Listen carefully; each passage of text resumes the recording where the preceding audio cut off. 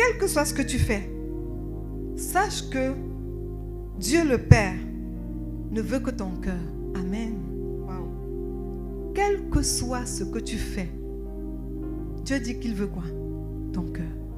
Même si tu travailles, tu sers, je ne sais pas, quelle que soit ta tâche quotidienne, quelle que soit ton occupation quotidienne, dans tout ce que tu fais, tu regardes, est-ce que son cœur est là à moi? Est-ce que son cœur est à moi? Il dit qu'il veut que tu l'aimes de tout ton cœur, T-O-U-T, tout, T-O-U-T. Et si tu commences à l'aimer de tout ton cœur, le travail que tu fais sera facile.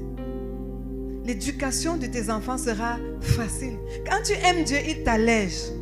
Quand tu aimes Dieu, il t'allège vraiment. Il y a une chose qui m'est arrivée quand j'ai reçu le Seigneur dans ma vie. J'ai commencé à l'aimer. Vous connaissez le premier amour.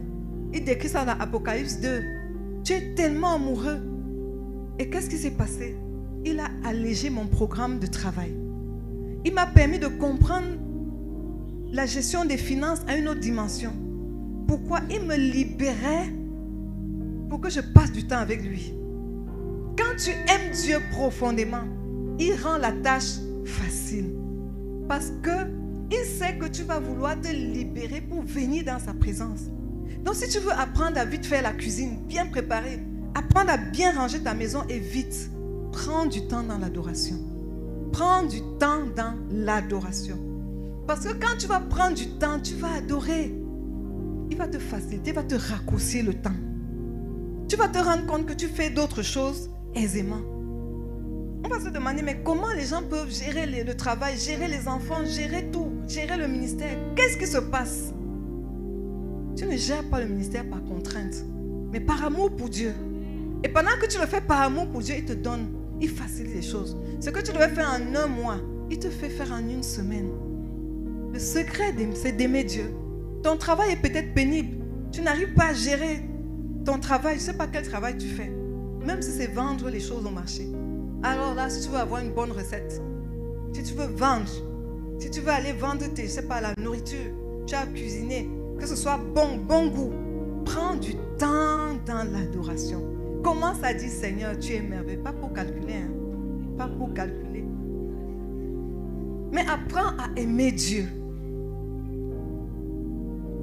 Il y a les étudiants. Il y a un secret dans l'école. Je fais le témoignage d'un étudiant qui organisait un salon d'adoration. Et il composait le lendemain. C'était vraiment un risque. Mais le programme académique a coïncidé avec son programme spirituel. Qu'est-ce qu'il faut faire? Il devait composer lundi à 8 h. Mais l'étudiant en question a dit, Dieu et moi, c'est une relation folle, je ne peux pas laisser. Il s'est mis dans la préparation de son salon d'adoration. Mais il étudiait, il trouvait le moment d'étudier. La clé de l'événement, c'est que, vous savez, quand on organise un événement où on attend 300, 400 personnes, quel que soit ce qu'on fait, on est obligé de léser les autres choses pour s'occuper de ça. Il a un peu lésé, malgré lui. Parce que quand il se mettait là à étudier, on l'appelait pour dire il faut ci, il faut ça. Mais qu'est-ce qu'il a fait? Il a compris que le secret, c'est dans l'adoration.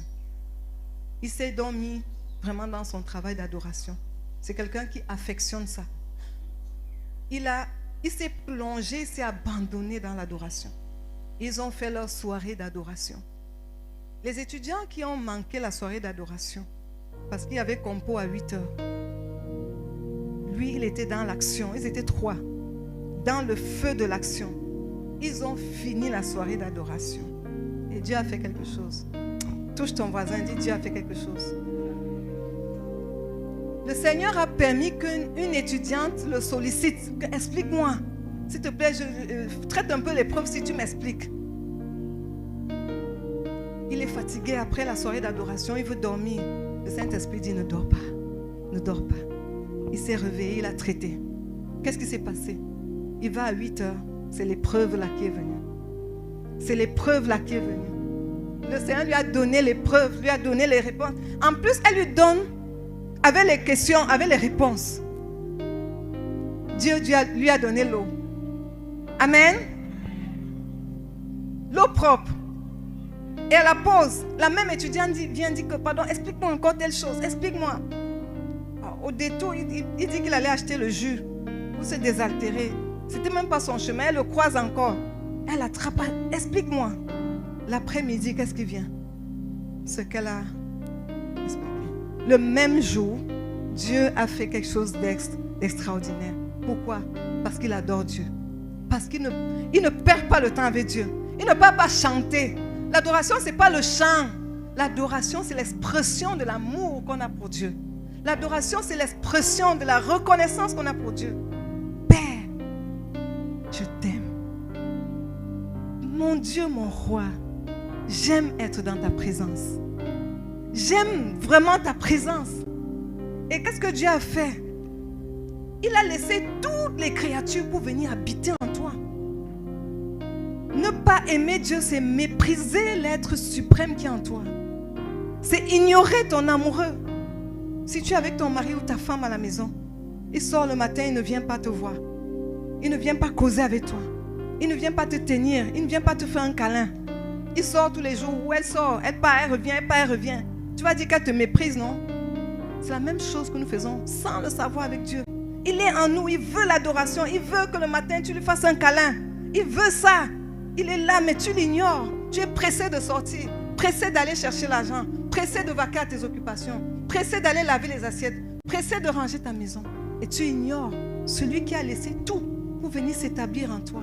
Il veut simplement des moments où Moi, j'aime souvent dire, Seigneur, je te veux dans mes bras. Je veux me blottir dans tes bras. Il y a même des chansons. Je veux me blottir dans tes bras d'amour. C'est là où je veux être. C'est là mon bonheur. Et quand je sors, il me donne des idées merveilleuses. Parfois, il y a des faux rendez-vous dans la journée. Il décale ça. Et il me donne de terminer ma journée. Et à la fin de la journée, je dis, waouh, j'ai atteint mes objectifs. Parce que quoi? J'ai puisé la grâce dans l'adoration. Amen.